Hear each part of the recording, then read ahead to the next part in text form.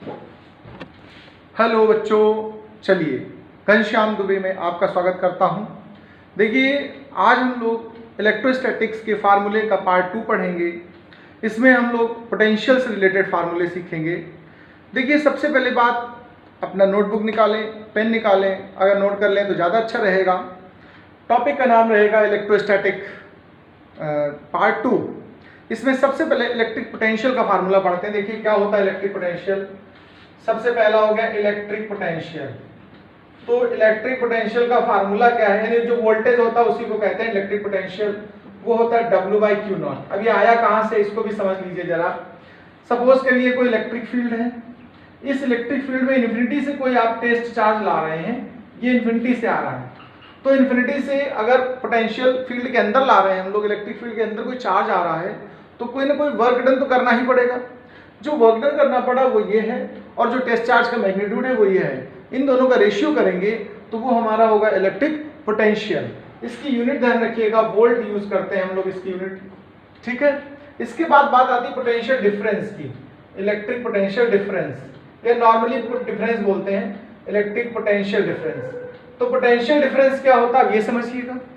देखिए, जब हम लोग इन्फिनिटी से लाए थे तो जो वर्क डन है और टेस्ट चार्ज की वैल्यू का रेशियो है वो तो पोटेंशियल है। लेकिन अगर इलेक्ट्रिक फील्ड में ही हम टेस्ट चार्ज को एक पॉइंट से दूसरे पॉइंट तक ले जाएं, देखिए पॉइंट ए है, ये पॉइंट बी है, यहाँ से यहाँ तक ले जाएं फील्ड के अंदर, तो भी तो वर्क डन करना पड़ा। तो ये जो वर्क डन है और टेस्ट चार्ज की वैल्यू है, जब फील्ड के अंदर आप मूव करा रहे हैं तो उन दोनों के बीच पॉइंट्स का जो पोटेंशियल डिफरेंस होगा वो उस वर्क डन और टेस्ट चार्ज के मैग्नीट्यूड के रेशियो के इक्वल होगा। दोनों की यूनिट वोल्ट ही रहेगी, इसमें कोई अलग डिफरेंस नहीं रहेगा। ये हमारा इलेक्ट्रिक पोटेंशियल आया। अब हम लोग electric potential due two point charge पढ़ेंगे। तीसरा पॉइंट है electric potential due two point charge. Electric potential due two point charge. तो जब हम पॉइंट चार्ज की बात करने जा रहे हैं पोटेंशियल की, तो फार्मूला बनेगा 1/4πε। और देखिए, अगर मीडियम हो तो यहाँ के रखिए, मीडियम नहीं है तो के की वैल्यू 1 है, तो मैंने लेट कर लिया, चलिए मीडियम है तो 1/4πε0 और Q और बाई में R। अब इसे क्या थोड़ा ध्यान रखिएगा, जो V होता है वो 1/R होता है, जबकि इलेक्ट्रिक फील्ड के लिए जो फार्मूला पॉइंट चार्ज का निकाला था वो क्या था, 1/R²। ये सब पॉइंट्स आप दिमाग में रखिएगा अपने, बिल्कुल डायरेक्ट। अगला पॉइंट हम बात करते हैं, ये तो इलेक्ट्रिक पोटेंशियल हमारा ड्यू टू पॉइंट चार्ज हम लोगों ने फाइंड किया है। अब इसके बाद अगले पॉइंट पर हम आ रहे हैं, electric potential energy of the system की बात करेंगे। इसको हटा देते हैं, फिर प्रॉपर समझाते हैं। Electric potential energy of the system. तो देखिए, पोटेंशियल एनर्जी ऑफ सिस्टम क्या है, अगला पॉइंट है potential energy of system. Potential energy of system. System का मतलब होता है 2 और more than 2 charge are kept closer to each other. Suppose करिए 2 ही चार्ज हैं हमारे जो r डिस्टेंस पर हैं और ये एक सिस्टम बना रहे हैं। इसका अगर हम इसको सिस्टम को बनाने में एनर्जी की वैल्यू फाइंड करें या फिर वर्क डन फाइंड करें तो क्या होगा, देखिए तो इसका फार्मूला आएगा 1/4πε0 और Q1 Q2/R। ध्यान रखिएगा, ये तो 2 पॉइंट चार्ज हैं। अगर 3 पॉइंट चार्ज होते तो फिर क्या आता, तब देखिए Q1 Q2 Q3। अब इनके बीच की डिस्टेंस है R12, इनके बीच की डिस्टेंस को R13, इनके बीच की डिस्टेंस को आप R23 कह दीजिए। अब 3 अगर हैं तो इनके लिए अगर हम फाइंड करेंगे तो देखिए ये तो कॉमन है सब में से, 1/4πε0 बाहर निकाल दीजिए। पहले ये दोनों पॉइंट चार्ज लीजिए Q1 और Q2, तो डिस्टेंस ये ले लीजिए R12। फिर ये पॉइंट चार्ज ले लीजिएगा Q2 और Q3, तो डिस्टेंस ये ले लीजिएगा R23। फिर इन दोनों को ले लीजिएगा Q1 और Q3, तो फिर डिस्टेंस R13 ले लीजिएगा। ये हमारा, अगर मान लीजिए 4 पॉइंट चार्जेस हैं और वो एक सिस्टम का निर्माण कर रहे हैं Q1 Q2 Q3 Q4, तब कैसे पता एनर्जी निकलेगी। देखिए ध्यान दीजिएगा, पहले इससे निकालो एनर्जी U1, फिर इससे निकाल लो U2, फिर इनके बीच निकाल लो U3, फिर इनके बीच निकाल लो U4, फिर इसके बीच का U5 और फिर इनके बिटवीन U6। ऐसे 6 सिस्टम बनेंगे 2-2 पॉइंट चार्ज करके, और सब में से ये चीज कॉमन होगी और ऐसे आप मल्टीप्लाई करते हुए सॉल्व कर सकते हैं। ये हो गई potential energy of the system. चलिए अब इसके बाद हम आगे बढ़ेंगे। अब हम लोग इलेक्ट्रिक डाइपोल की बात सीधे करेंगे कि इलेक्ट्रिक डाइपोल अगर है तो उसकी वजह से कितना पोटेंशियल होगा एक्सियल पॉइंट पर या फिर लॉन्गिट्यूडनल पॉइंट पर, ट्रांसवर्स पॉइंट पर और नॉन एक्सियल या फिर जनरल पॉइंट पर। तो देखिए जो डायपोल होता है उसकी सिचुएशन तो ये है, ऐसे ये डायपोल है, माइनस क्यू चार्ज है, प्लस क्यू चार्ज है। देखिए तीन सिचुएशन पे हम लोग फाइंड करेंगे पोटेंशियल। ये हमारा लॉन्गिट्यूडनल पॉइंट है, लॉन्गिट्यूडनल को ही एक्सियल बोलते हैं। ये हमारा ट्रांसवर्स पॉइंट है, ट्रांसवर्स, और अगर ये जनरल पॉइंट जो है इसी को नॉन एक्सियल बोलते हैं, जनरल कहें या फिर नॉन एक्सियल। तो हम तीनों जगह पर आर डिस्टेंस लेट कर रहे हैं। तो पहला पॉइंट, पहले तो पोटेंशियल ड्यू टू डाइपोल की बात करें, पोटेंशियल ड्यू टू डाइपोल, ये तो हेडिंग पड़ेगी आपकी। पहला पॉइंट एट लॉन्गिट्यूडिनल पॉइंट, अगर लॉन्गिट्यूडिनल पर निकालेंगे लॉन्गिट्यूडिनल पॉइंट, तो जो फार्मूला बनेगा ध्यान रखिएगा 1/4πε0 p/r²। याद रखना, अगर हम ट्रांसवर्स पॉइंट पे निकालेंगे तो 0 आएगा।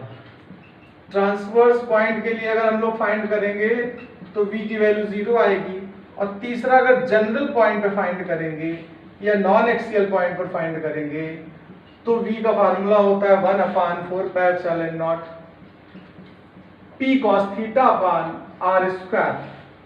एक चीज थोड़ा सा ध्यान रखिएगा आप लोग, जब भी हम वर्क डन फाइंड करें, एनर्जी फाइंड करें या फिर पोटेंशियल फाइंड कर रहे हो, वोल्टेज यानी, तो हमें चार्ज के मैग्नीट्यूड के साथ उसका साइन भी लिखना पड़ेगा। अगर माइनस चार्ज हो रहा है तो माइनस लीजिए, प्लस है तो प्लस लीजिए। अगर दो चार्ज सपोज करिए कहीं प्रोडक्ट करने पड़े Q1 Q2, तो माइनस अगर दोनों हैं तो माइनस माइनस करके प्लस हो जाएगा। दोनों में से एक कोई भी माइनस तो एक प्लस है, तो फाइनल रिजल्ट माइनस आएगा। यानी अगर हम लोग पोटेंशियल या एनर्जी या फिर वर्क डन फाइंड करें तो चार्ज के सिंबल को भी यूज करेंगे। जबकि इलेक्ट्रिक फील्ड निकालते हैं या फोर्स निकालते हैं तो हम चार्ज का सिंबल यूज नहीं करते हैं, केवल डायरेक्शन लिख देते हैं। ठीक है, ये थोड़ा सा ध्यान रखिएगा। ये तो हो गई डायपोल की बात। अब हम इसी डायपोल की वजह से वर्क डन फाइंड करेंगे। अगर डायपोल को रोटेट कराया जाए, रोटेशन किया जाए, तो वर्क डन कितना होगा, अगला पॉइंट है। तो वर्क डन, जो भी ये सीक्वेंस आ रहा हो, work done on rotating a dipole, on rotating a dipole inside electric field. अगर इलेक्ट्रिक फील्ड के अंदर एक डायपोल रोटेट करा जा रहा है तो वर्क डन कितना होगा उसका रोटेशन करते समय। अब हम उसकी बात करते हैं। तो देखिए इलेक्ट्रिक फील्ड लेट कर लीजिए, ये फील्ड की डायरेक्शन है ई, और डायपोल पहले से इस सिचुएशन में रखा है। ये सिचुएशन है थीटा, ये माइनस क्यू और ये प्लस क्यू वाला। बाद में से थोड़ा सा रोटेट कर दिया गया और नया एंगल आ गया θ2। तो इसमें जो वर्क डन होगा वो कितना होगा, वो ध्यान रखिएगा, P in bracket cos θ1 minus cos θ2। लेकिन अगर कभी ऐसी सिचुएशन हो θ1 0 हो और θ2 तक ले जाना हो, जिसको थीटा लेट किया है, तो वर्क डन का फार्मूला क्या बनेगा, P in bracket 1 minus cos θ बनेगा। ये ध्यान रखिएगा, ये दोनों फार्मूले वर्क डन से रिलेटेड हो गए हैं। अब यहाँ हम बात करते हैं डायपोल के इक्विलिब्रियम की। तो तीन सिचुएशन की बात करूंगा मैं। पहली चीज ध्यान रखिएगा, व्हेन थीटा 0, तो ये होगा स्टेबल इक्विलिब्रियम। तो क्या होगा, stable equilibrium. When theta is 90 degree, तो ये नॉन स्टेबल होगा, कोई इक्विलिब्रियम नहीं है, नॉट इक्विलिब्रियम इसको लिख देंगे, नॉट इक्विलिब्रियम। लेकिन अगर थीटा 180 डिग्री है, ध्यान रखिएगा, तो ये स्टेबल इक्विलिब्रियम बोला जाएगा, स्टेबल इक्विलिब्रियम। तो तीन सिचुएशन अगर डायपोल की कभी इक्विलिब्रियम की आती हैं तो आप ऐसे लिखेंगे। अब हम इलेक्ट्रिक डायपोल को किसी इलेक्ट्रिक फील्ड में ले जा रहे हैं, तो वहां ले जाने में हमारे पास उसमें जो एनर्जी स्टोर्ड होगी, energy of the dipole inside electric field, अब उसकी बात करते हैं। तो energy of dipole inside electric field, कौन सी energy, potential energy of dipole inside electric field, inside electric field. तो इसके लिए फार्मूला u थीटा का यूज करेंगे, माइनस पीई कॉस थीटा। सब डेरिवेशन करा चुका हूं मैं, आप लोग पीछे जितने भी डेरिवेशन से रिजल्ट्स हैं उनको डायरेक्ट लर्न कर लीजिएगा। इसके बाद हम लोग पोटेंशियल जो ग्रेडियंट है उसकी बात करते हैं, इलेक्ट्रिक पोटेंशियल ग्रेडियंट। ठीक है, तो पोटेंशियल ग्रेडियंट क्या होती है ये समझ लीजिएगा। पोटेंशियल ग्रेडियंट पोटेंशियल ग्रेडियंट को मोस्टली के सिंबल यूज किया जाता है, तो delta V upon delta x, यानी हम कह सकते हैं the rate of change of electric potential with respect to distance is known as potential gradient. अभी नेगेटिव साइन क्या रिप्रेजेंट कर रहा है इसको समझिए, ध्यान रखिए। अगर पॉइंट 4 से आप दूर जा रहे हैं, यानी डिस्टेंस बढ़ने के साथ साथ पोटेंशियल की वैल्यू कम होती है, डिक्रीज करता है पोटेंशियल। इस चीज को यहाँ पर नेगेटिव साइन से हम लोगों ने रिप्रेजेंट किया हुआ है, इस बात को भी ध्यान रखना है। इसके बाद एक रिलेशन आता है, relation between potential gradient and electric field. अगला आर्टिकल जो है, अगला पॉइंट आपको ध्यान रखना है, वह relation between potential gradient and electric field. तो अगर इनके बीच रिलेशन डेवलप करने की बात है तो E इज इक्वल टू, ध्यान रखिएगा, माइनस dV अपॉन dx होता है, या फिर E is equal to minus dV upon dr होता है। जैसी जरूरत होगी वैसा रिलेशन यूज करेंगे, या इसी का मतलब और भी समझ लीजिएगा, इसको जनरली हम लोग ऐसे भी लिख सकते हैं E is equal to V by R, या फिर लिख सकते हैं E is equal to V by D, या फिर लिख सकते हैं E is equal to V by X, या फिर लिख सकते हैं E is equal to V by और क्या हुआ L। ये सभी तरह के फार्मूले हम लोग यूज करेंगे। यहाँ माइनस साइन इस्तेमाल नहीं किया हम लोगों ने, माइनस के लिए बता रहा है ना कि पोटेंशियल कम होता जाता है डिस्टेंस बढ़ने के साथ साथ। बाद बाकी अगर V को पोटेंशियल डिफरेंस वर्ड यूज किया जाए तो ये पॉजिटिव में लिया जा सकता है।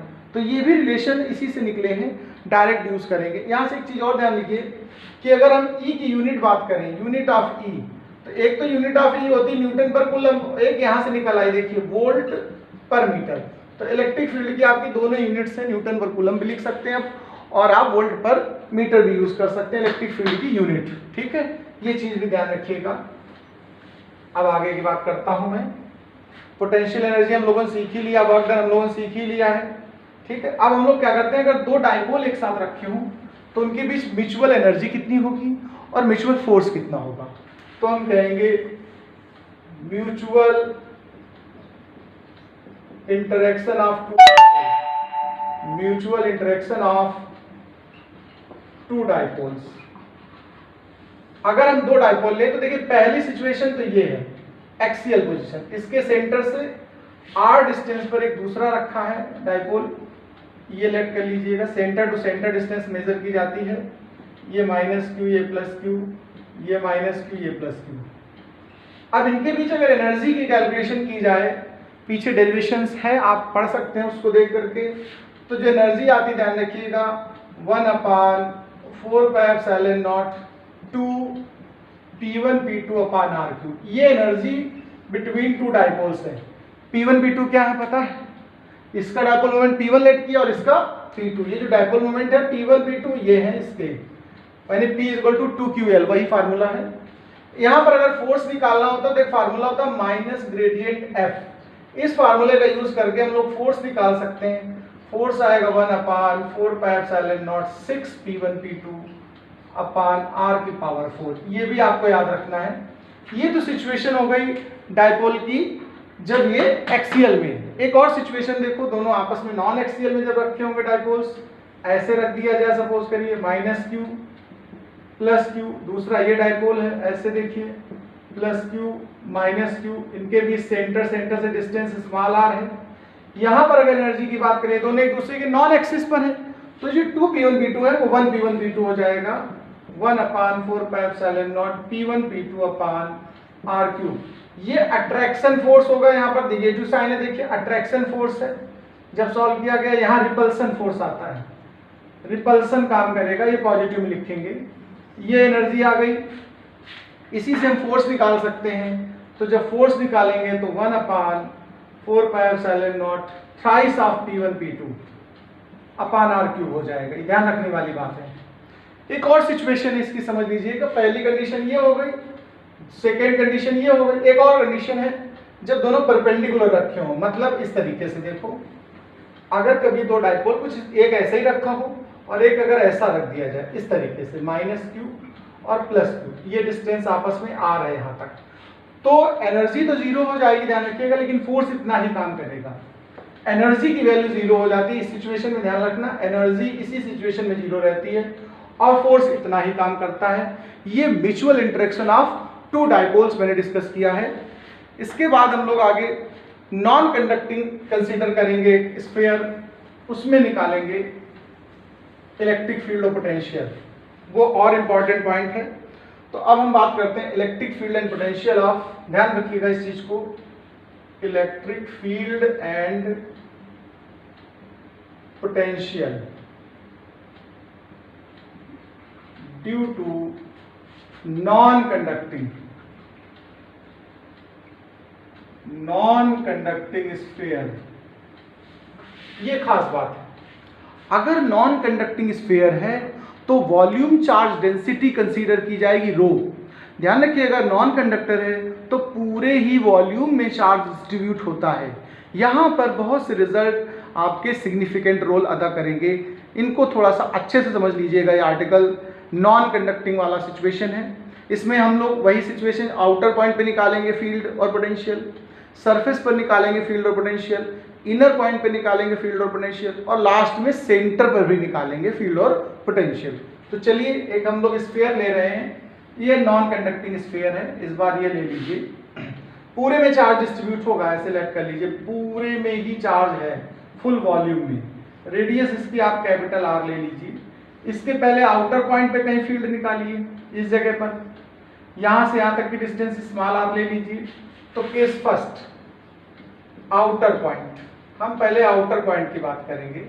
अगर आउटर पॉइंट की बात करें तो स्मॉल आर ग्रेटर देन होगा कैपिटल आर। ये कैपिटल आर इसकी रेडियस है और स्मॉल आर इस वाले हिस्से की, ये ऐसे बनाया मैंने। तो यहाँ पर हम लोग सबसे पहले इलेक्ट्रिक फील्ड अगर आउटसाइड पॉइंट पर निकालें तो एक तो फार्मूला निकलेगा सीधा सीधा 1/4πε0 Q अपान और R स्क्वायर। ये तो सिंपल फार्मूला है। अब Q को रिप्लेस कैसे कर सकते हो, देखो Q/V होता है रो, और V क्या होगा 4/3 कैपिटल R, क्योंकि ये वॉल्यूम यूज किया जाएगा। यहां से Q की वैल्यू रो के टर्म में यहां पर रख दी जाए तो देखिए रिजल्ट क्या आएगा। जब हम इन टर्म ऑफ रो इस्तेमाल करेंगे, यहाँ पर डेंसिटी का अगर हम इस्तेमाल करें तब फिर रिजल्ट क्या आएगा, हम उसकी बात कर रहे हैं। इलेक्ट्रिक फील्ड निकालेंगे तो रो r3/3 R स्क्वायर बन जाएगा, रो r3/3 और R स्क्वायर बन जाएगा। ये आउटसाइड पॉइंट पर इन टर्म ऑफ रो निकल आया हमारा इलेक्ट्रिक फील्ड। इसके बाद हम पोटेंशियल निकालें। पोटेंशियल निकालना अगर चाहें आप, डेरिवेशन करना चाहें इसका, तो पीछे से पढ़ भी सकते हो और डायरेक्ट बता दूं, E = फार्मूला पढ़ाया था मैंने dV/dr। यहाँ से dV = करके V निकालेंगे तो -इंटीग्रेशन इस फार्मूले का यूज करते हैं। यहाँ से पोटेंशियल निकालते हैं, लेकिन डायरेक्ट हम आपको याद करने के लिए बता दें, अगर हम पोटेंशियल कभी निकालें तो एक वैल्यू R की कम करते जाइए इस फार्मूले से, तो 1/4πε0 Q/R केवल हो जाएगा। यहाँ से एक वैल्यू कम कर दीजिए तो V आउटसाइड इससे निकल आएगा, तो रो r3/3 और स्मॉल r। ये हमारे पोटेंशियल निकल आए हैं आउटसाइड पॉइंट पर। पोटेंशियल निकाल लिया आउटसाइड पर, फील्ड निकाल लिया आउटसाइड पॉइंट पर। अब हम लोग सरफेस पर, इसी पॉइंट को यहाँ रिलेट करके सरफेस पर आ रहे हैं। ये केस 2 बनेगा, केस 2 एट द सरफेस। अगर एट द सरफेस है तो स्मॉल आर सीधा सीधा देखिए रिड्यूस होकर के कितना हो जाएगा, कैपिटल आर के इक्वल। तो इस पूरे में आप कैपिटल आर स्मॉल आर को रिप्लेस कर दीजिए। तो देखिए E एट द सरफेस निकालेंगे इस जगह से, देखें तो फार्मूला क्या बना 1/4πε0 Q/R स्क्वायर। इससे निकालें अगर सरफेस पर तो E कितना निकलेगा, देखिए कैपिटल आर स्क्वायर से कैंसिल हो जाएगा, सीधा बचेगा 3/0 ये वाला। ऐसे ही अगर हम लोग V निकालें, देखिए V सरफेस पर निकालें यहाँ पर तो 1/4πε0 Q/R हो जाएगा। और अगर इसमें निकालना चाहें देखिए V सरफेस पर, तो ये कैपिटल R से रिप्लेस है, तो रो r²/3/0 ये बनेगा। ये तो सरफेस पर आ गया हमारा इलेक्ट्रिक फील्ड और पोटेंशियल। यहाँ तक बहुत ज़्यादा प्रॉब्लम वाली बात नहीं। अब हम चाह रहे इन साइड पॉइंट पर, यानी अगर नॉन कंडक्टिंग स्फीयर के अंदर फाइंड करें इलेक्ट्रिक फील्ड और पोटेंशियल तो क्या वैल्यू आएगी, अब उस पर डिस्कशन करने जा रहे हैं। ध्यान से समझिएगा इसको भी, इसको हम हटा दे रहे हैं। अब इन साइड पॉइंट पर बात करते हैं, थर्ड केस की बात करते हैं। केस थर्ड, इनसाइड पॉइंट, यानी ये पॉइंट जो यहां लेट किया, अब यहां कहीं अंदर ले लो इस जगह पर, तो आप देखिए पूरे वॉल्यूम में चार्ज है, तो यहां चार्ज अंदर भी एग्जिस्ट कर रहा है। ऐसा तो है नहीं कि अंदर बिल्कुल जीरो ही चार्ज है, यहां भी एग्जिस्ट कर रहा है चार्ज। इस अंदर वाले चार्ज की वैल्यू को आप लेट कर लो Q डैश, तो इस हिसाब से अगर फार्मूला लिखें ई इन साइड पर तो 1/4πε0 Q dash upon R square. यहाँ पर लेकिन ध्यान देने वाली बात यह है कि जो स्मॉल आर है इस बार ये स्मॉल आर इतने को लेट किया था, ऐसा समझ लीजिए फिर से ये सेंटर था, ये इस बार स्मॉल आर ये लेट कर लिया और इसमें ये चार्ज डिस्ट्रीब्यूट है। तो जो स्मॉल आर है वो देखिए कैपिटल आर से तो छोटा ही है इस बार अंदर के लिए। तो इनर पॉइंट पर एक तो ई इनसाइड ये निकलेगा 1/4πε0 और Q dash upon R square small R के हिसाब से। इसी तरह हम इसको दोबारा और कैसे निकाल सकते हैं और कैसे रख सकते हैं वो भी वैल्यू रख लीजिएगा। अगर हम Q के टर्म में लिखना चाहिए तो Q डैश के टर्म में है, अगर Q के टर्म में निकला जाए तो देखिए क्या निकलेगा ई इनसाइड 1/4πε। इस Q डैश को हटा रहे हैं हम लोग सरफेस चार्ज डेंसिटी से रिप्लेस करते हुए, तो Q और R अपान R क्यूब एक ये रिजल्ट निकलेगा। एक और रिजल्ट निकलेगा ई इनसाइड पर, अगर रो के फॉर्म में लिखना चाहें इन टर्म ऑफ रो अगर निकालना चाहें आप लोग इनर पॉइंट पर तो रो R अपान 3ε0 सीधा सीधा आ जाएगा रो R अपान 3ε0। ये तीन इनर पॉइंट पर इलेक्ट्रिक फील्ड हैं। अब ऐसे ही हम लोग इनर पॉइंट पर पोटेंशियल निकालना चाहते हैं तो V अगर इनसाइड निकालें, सब डेरिवेशन पीछे करा चुके हैं, आप लोग पीछे के वीडियो जरूर पढ़ लीजिएगा, उनमें सब डेरिवेशन आपको मिल जाएंगे। तो इसको जब आप सिंप्लीफाई करेंगे तो 1/4πε0 Q upon 2R cube in bracket, ये कैपिटल R क्यूब यहाँ आ जाएगा थ्राइस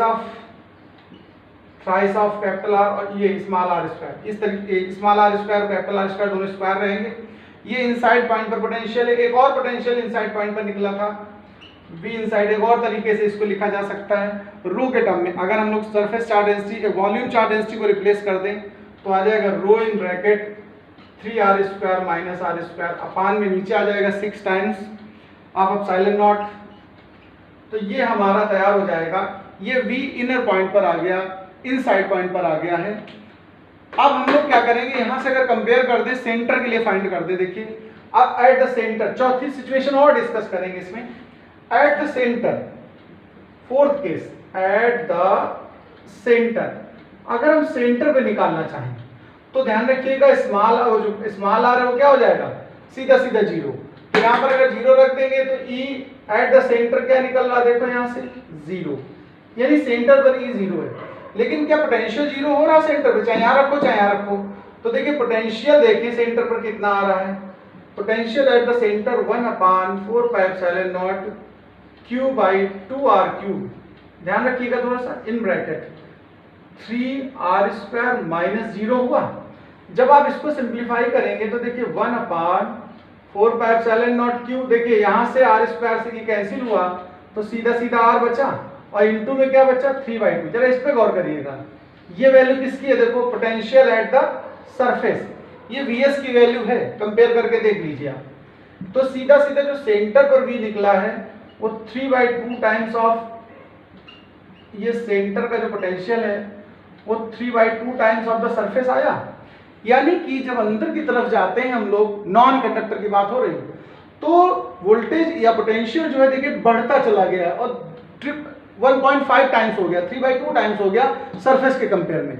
यानी यही एक ऐसा सिचुएशन है जब पोटेंशियल अंदर जाने पर बढ़ता है। अगर ये कंडक्टर होता है तो अंदर कांस्टेंट रहता है, यहाँ पर ये बढ़ गया है, ये ध्यान रखने वाली बात है। इसके बाद एक और लास्ट पॉइंट यहाँ पर हम इस वीडियो में डिस्कस करेंगे कि अगर कोई चार्ज ड्रॉप हो, चार्जिंग वाली ड्रॉप हो, तो वो अगर बैलेंस सिचुएशन में तो कैसी होगी। देखिए balance charge drop, balanced charge drop, ये अगला पॉइंट है।